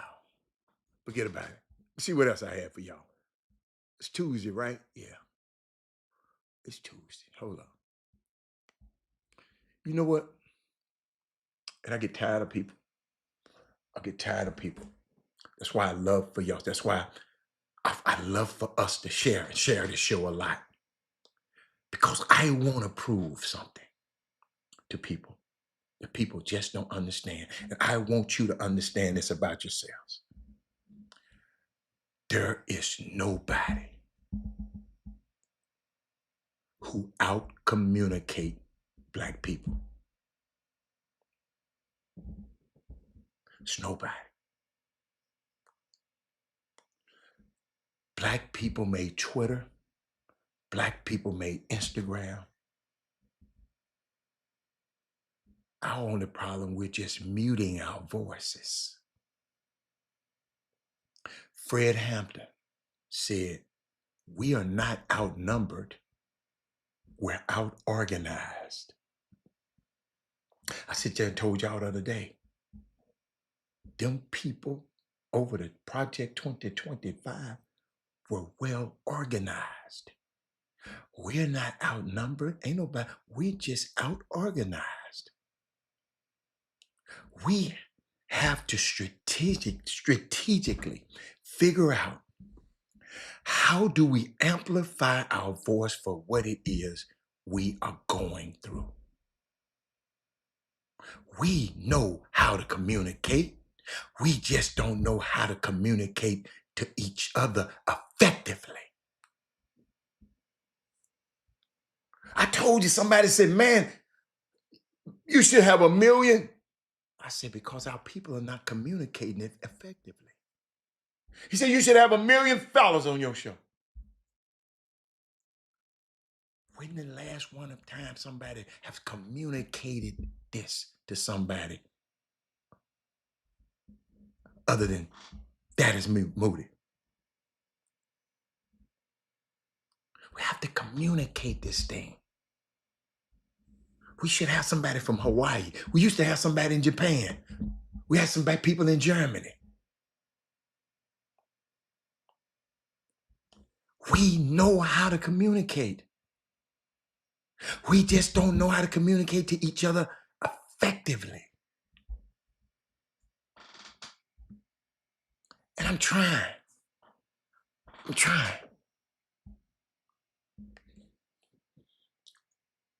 HBCUs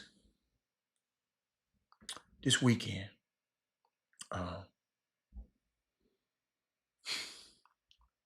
You're having your I saw this the other day. I want to share it with you.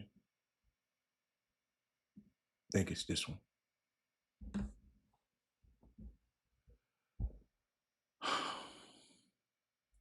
It's called a Blexit Tour. All of these black ass Charlie Kirk, Candace Owens disciples talking about going around the colleges, black colleges, their homecomings, talking about debating them. Look at them. They surely didn't bring Dad talking about coming to Houston. Johnson C. Smith, Alabama, Jackson State, Tennessee State, Florida A&M, North Carolina A&T, Howard, Hampton, Bowie State. I'm listening. Y'all tell all your friends. This is why I said we need to be communicating with each other. Lincoln University. These clown-ass people dressed up as black people coming doing the bidding of Charlie Kirk.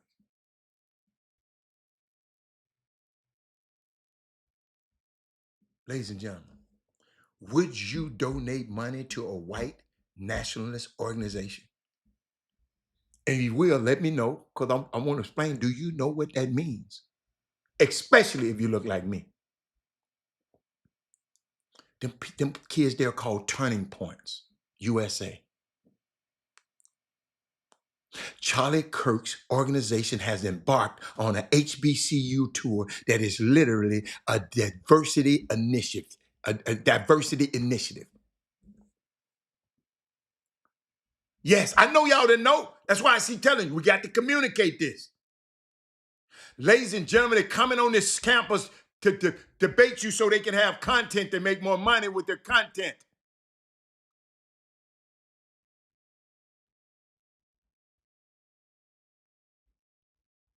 You go look them up. I'm giving you breadcrumbs. Come out, their stated goal is what? You go look it up. I'm giving you the information to go look up. Darryl Barnes.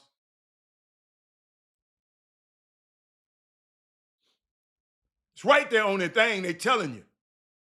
Screenshot this. Their stated goal, let me give it to you, is to challenge the status quo and champion empowerment, personal responsibility, and the American dream. They got your black ass going around here bidding country. I'd slap the taste out of my son's mouth. He go around here talking about he finna go around here doing this. But let me keep going. Watch this. Charlie Kirk's organization has embarked on the HBCU tour that is literally, they say, a diversity initiative.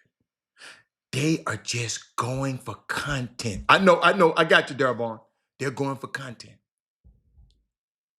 For the TPUSA, that's what they call it. And no matter how well you debate them on your campus, you will never see them lose, because even all the content you put out there, even if you film your own version and tear their damn head off, their version will be undergirded by the machine. They the one control this media airspace that has already proven itself successful. This machine, want me to show you how they've been proving themselves successful? In case you, watch this. The contempt, the resentment that the left-wing ruling class has for white Anglo-Saxon Protestant males is real. The contempt, that's what he been going. That's what Charlie Kirk was going around here saying.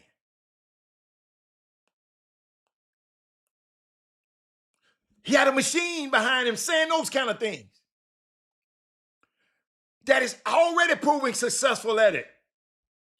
Their goal is to undermine my young people, I'm talking to y'all, the institutions that we built, to make the students that attend them look stupid.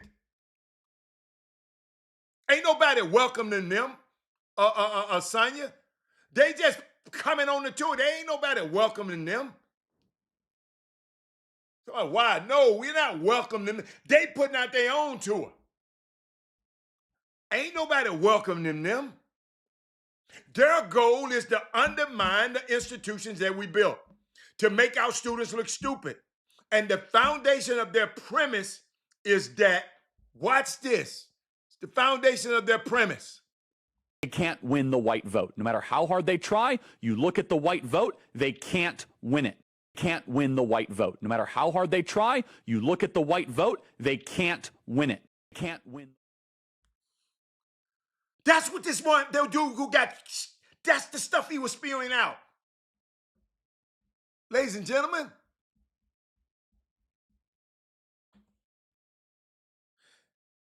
Hold up. Hold up. They're going to come talking about they are fleeing the Democratic plantation. Nobody ever wonders why. Y'all, remember now, when somebody get to telling you about the Democratic plantation, if it's a Democratic plantation, then it's a Republican plantation too, right?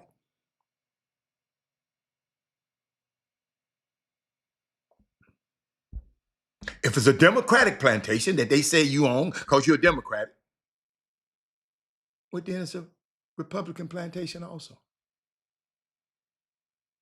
Asian Americans are stuck on the Democratic plantation.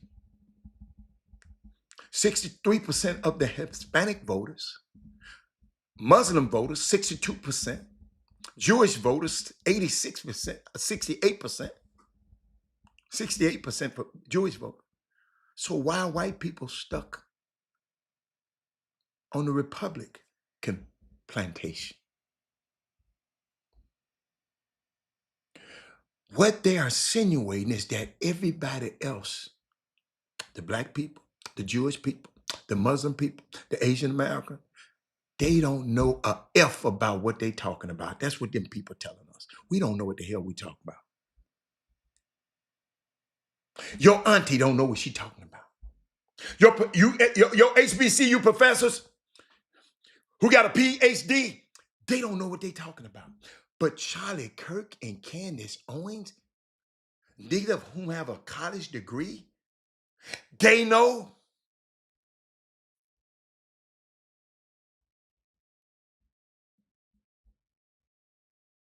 Watch this. It is an anti-white agenda. It is an anti-white agenda. That's what he's spewing to these young kids. Ain't nobody trying to do nothing to no white people. We just trying to live that we can do what the hell we want to do. I get sick of them with that. This is what they think. It is an anti-white agenda. It is an... You get into a debate, then you have contributed to a white nationalist organization. If you debate them, young people, don't debate them. Ignore their ass. Get the security and get them off the campus. Ignore them like they did at Tennessee State. And then evidently they think that some more coming back to Tennessee. They're going to send some black ones. They had some white ones that went to Tennessee State. They ran their ass off. So they're going to think these black ones going. They black on the outside. I told you, everybody your skin folk ain't your kinfolk.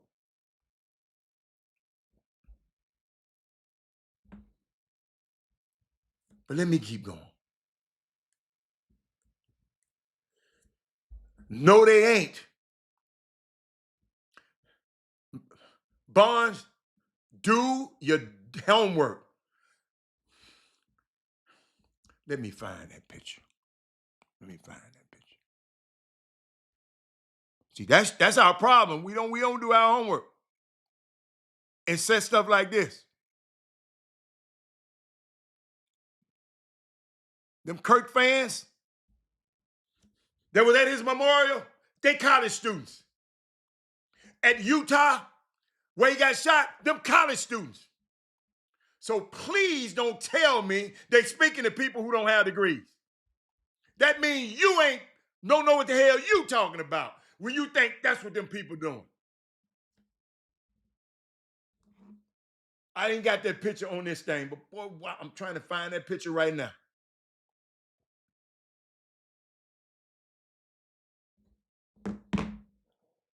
We just be up here talking. Don't know what the hell we talking about. When he got shot, he was on a college campus, man, talking to college students.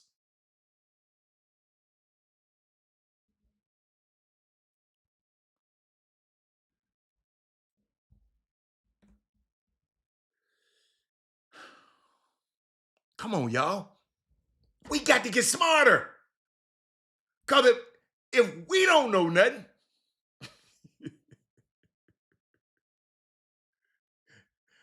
If kids don't know what we don't, we got to be able to give these people this kind of information. And I'm sitting there thinking about this. When you converse with them, there's no way you're going to win. Except just disengage with these people, young people. Don't even bother them, because they're going to send all your content, they're going to put it online so they can get clicks and get money. But here's the thing. Listen to me. Listen to me very careful. You don't have to respect everybody's opinion.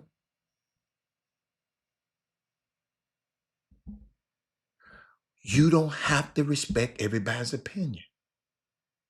People who are dumber than you, people that oppress your people, and I'm not talking about Republicans. I'm talking about people who want you to be black set,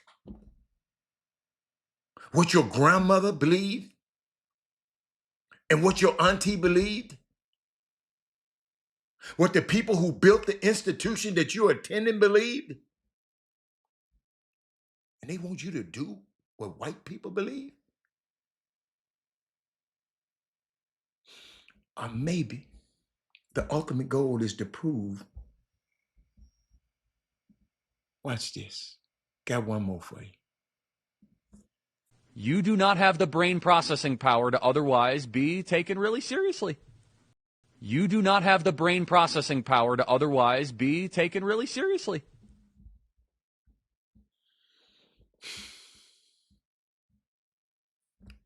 Every HBCU needs to ban them from campus. They are only trying to make money and content of black people. All the alumni need to be speaking out about this right now, right now, right now, right now. Y'all, we've been playing too long, man. When people want to come step on our campus and then send some black ass people to do it.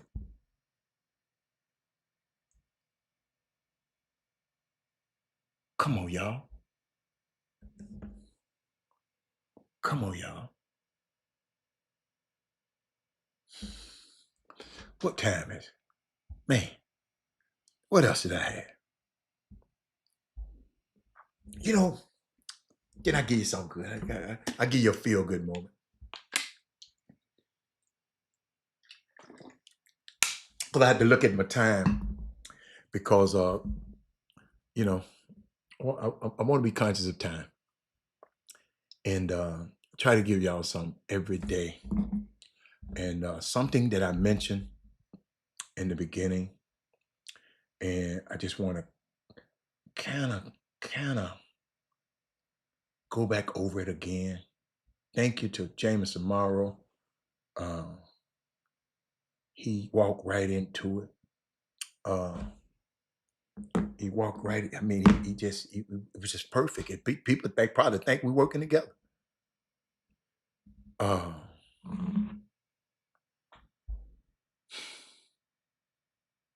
See, let me tell you something. This man here done win Googled. This what Trump gonna force y'all. This man done win in Googled.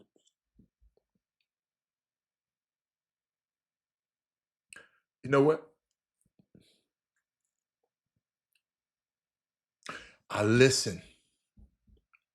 I said this earlier, I'm finna repeat it. I listen to people that say something that I know is true.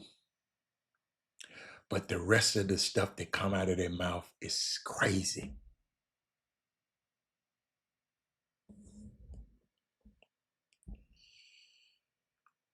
I know that it's true what they said because I've studied it and I did my work on it. I did it. I've tested things out. I do a lot of that on this show. Y'all don't understand that I go and study y'all comments? Yeah, I do. And I know who is saying what. And when I challenge you, it's because I feel it can be harmful to us.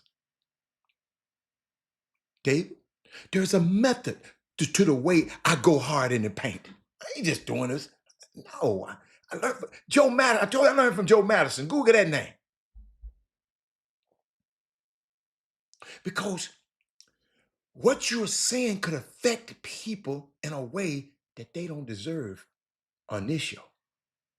Well, on this show, this is a safe space. It's a long time ago. It was some people going back at each other on the feed. I got in touch with both of them. Hey, y'all got to do that. Just don't come on the show. You ain't coming on here cussing nobody out. You do that, see them in person and cuss them out. See how that work out for you.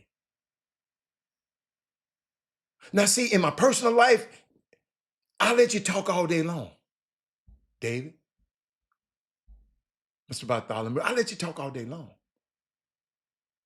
But I can't let certain things go out over these airwaves.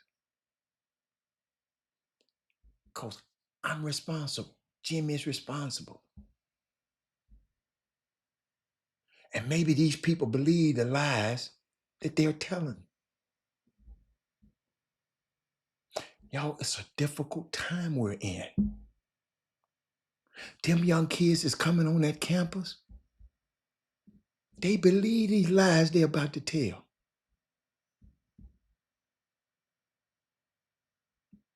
They believe it. And it's not enough of us who know enough. And that's why being in community is important for me to share this with you.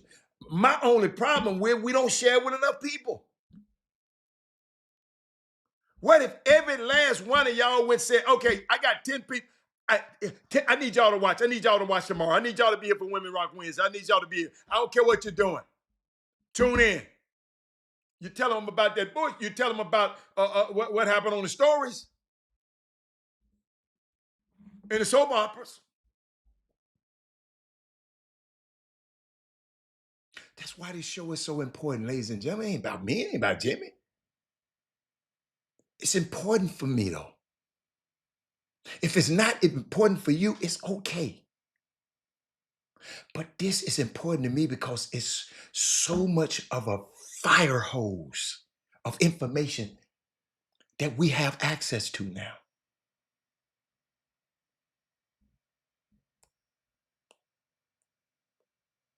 And the curation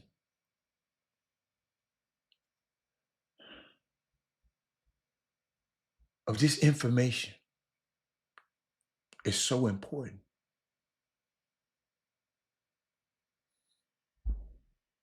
Curation, the act of processing and selecting and organizing and looking after the items in a collection of an exhibit. All you're doing,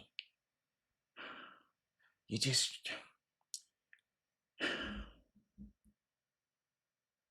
follow me? It's important. And it's not about just having people to disagree. I love when y'all disagree with me. I love it. I just be wanting you to come back with something else.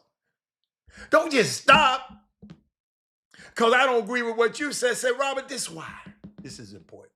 Because I'm going to always have another why for you. Because I'm trying to get you to... It's going to take all of us to get this done, Barbara.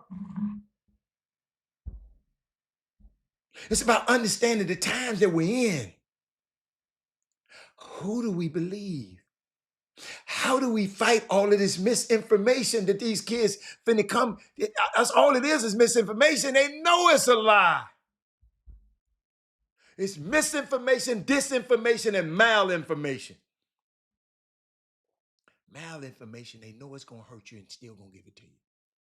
Disinformation, they just giving you bad information because they just want you to have bad information. Misinformation, sometimes, guess what? Sometimes, they don't know. And these young kids probably don't know. But they've been brainwashed by Charlie Kirk and this Candace Owens. They're very convincing. Did y'all hear him a minute ago? And we're talking about this thing. See, the stuff we're talking about on this show every week. We have to be responsible. I feel a deep sense of responsibility when I open my mouth to tell y'all this. When I tell y'all this truth, I feel a deeper to make sure it's right. Sometimes I'm going to make a mistake. And then when I get the proper information, I'm going to come back and give it to you. Because I don't trust these broadcasts. I don't trust them. I test it. If I hear it, I'm gonna go test it. I'm gonna go here. I'm gonna go to the NPR. I'm gonna go a lot of places just to try to make sure this information is right.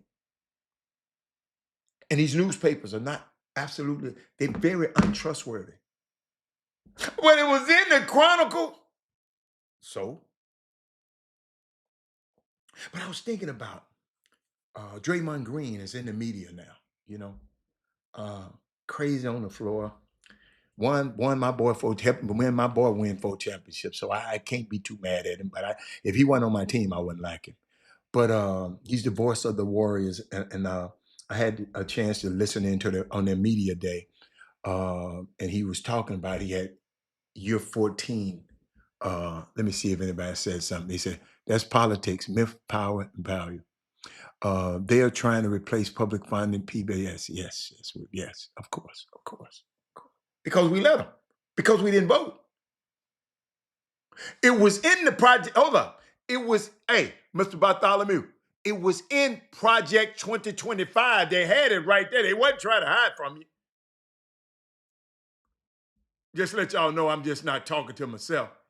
Mr. Bartholomew talking about, they're trying to replace public funding. They are. With the MAGA Heritage Foundation, they've already did that. I told you ain't been here for a year ago. I told y'all this was going to happen a year ago. Mr. Bartholomew, I've never campaigned as hard I've ever campaigned for a candidate in my entire life. Money, time. I'm on a phone bank. Never did that before. I ain't do that for Barack. I knew what we was up against. We can't sit up and talk about what they done. We got to figure out how we're going to undo it. Where is our Project 2025?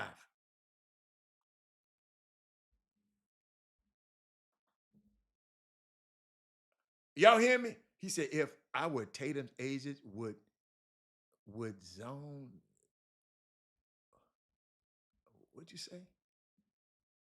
Can anybody know what this man just said?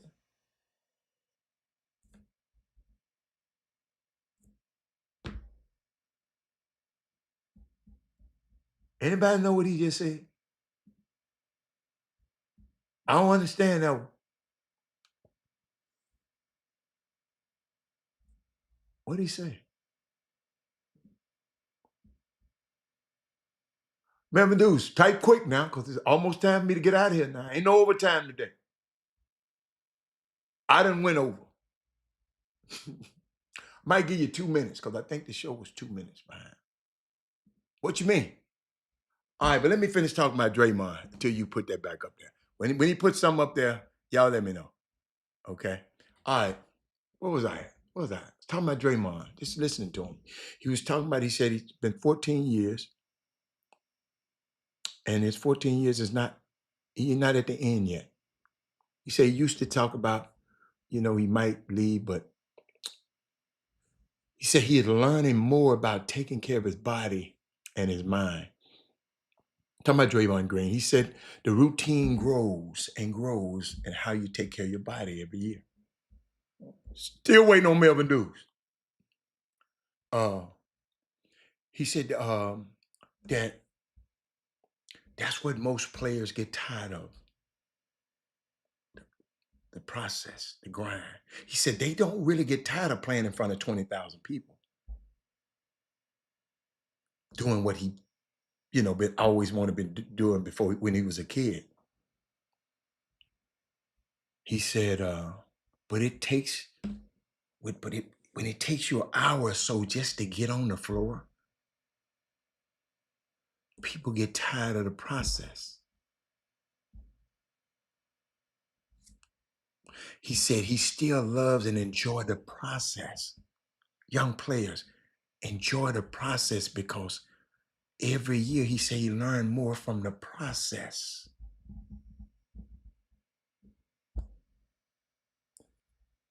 He has been selected to the defensive team and the all defensive team in the NBA 9 times. The guys that had done it 10 times, Tim Duncan, Kareem, Kobe, and Scottie Pippen. That's an incredible list. All of them first ballot Hall of Famers. When he came into the NBA, part of the reason why he fell in the draft because people questioned, listen to this, y'all, what position would he guard? Still waiting on you, Melvin Dukes. Still waiting on you. Still waiting on you, Melvin Dukes. He said, your rookie of the year, Cooper Flag, okay. My rookie of the year is Ace Bailey or Dylan Harper, one of these two. Cooper, I don't know. Cooper just got too much firepower on his team for him to be. He got to defer too much. But let me keep going because this is important. A lot of people don't understand this. When Draymond Green came in the league, the reason he fell because they always gonna ask the question, what position can you guard? They ain't say what position you can play. See, y'all don't understand this. And my son a point guard. My son is it. Can he guard the other team's point guard? If his ass can't guard the other team point guard, he's not a point guard.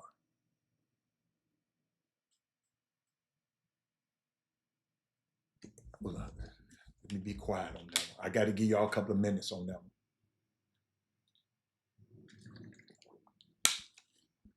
one. You are who you can guard.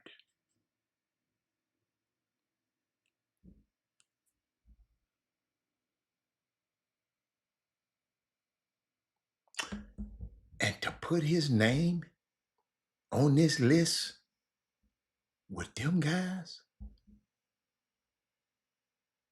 and we're talking about defense, who they said was questioned about who he can guard. Can y'all imagine? If he get 10 this year, if he make it to the defensive team again, he said it's going to be hard. He said, because these youngsters coming at him. He said one of the most fulfilling individual moments he has ever had in his career happened a few months ago. Y'all know what happened a few months ago? When he looked on an all-defensive team and they had 23-year-old, 24-year-old, 22, 21-year-old, and a 35-year-old. That's him.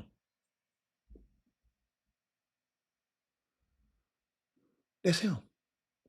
To see the youth on that team, to post his name on there too.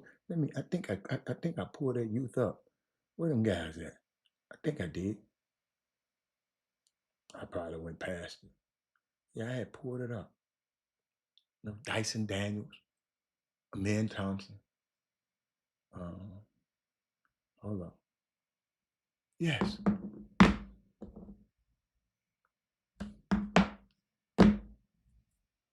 He said, fuse him. He says IQ has always been one of his attributes. But he said to get on these teams, you got to win. Does your defense lead to winning? Then he talked about only 26 guys has ever won at least 5 championships. 23 men in the whole world has ever won 5 championships. 26 guys.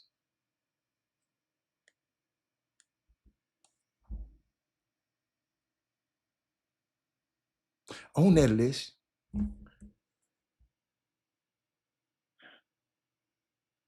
no, 26 guys have won at least 5 championships. And on that list, the 5 guys that have won 5, the guys that won 5, I'm sorry, George Mikan, Magic Johnson, Tim Duncan, Kobe, Steve Kerr. He said, what He asked him, what would it mean for you to get your 5th one? He said, that's all I want. To get, see, he explained something, y'all. To get 1 championship, you alienate yourself from most people. You get 2, you move into a shorter group. You get 3 and 4, you move into an exclusive group. He said he mentioned that his close friend Chelsea Gray, who plays for the Aces, she just won her 4th championship. He said, welcome to the club, the 4-ring club, girl. 5 is even more exclusive. He said he would rather be in, and they asked him a question, what you want to do when you go? Because you can coach, you can do this, you can GM. He said, I'd rather be in the media when they stop playing. He said, and I've learned from the best coaches. I've had Kerr, I've had Mark Jackson, I had Tommy Izzo. He said, I've been around great GMs. He said, I've been prepared. He said, the media is a better space for me. And I know one thing about fans hate him, but when I see him in the commercial with his little girl and his daughter, I like that commercial. It's been out for 2 years in the car commercial. I think it's Kia, something. And then I'm hearing him talking about how proud he was when he was able to put his daughter in the car commercial and how it made her feel, sitting with her friends, sitting with her brothers and sisters every time it comes on.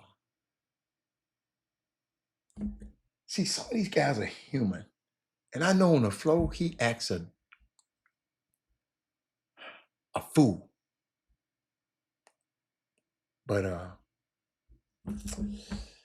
that's it for today, y'all.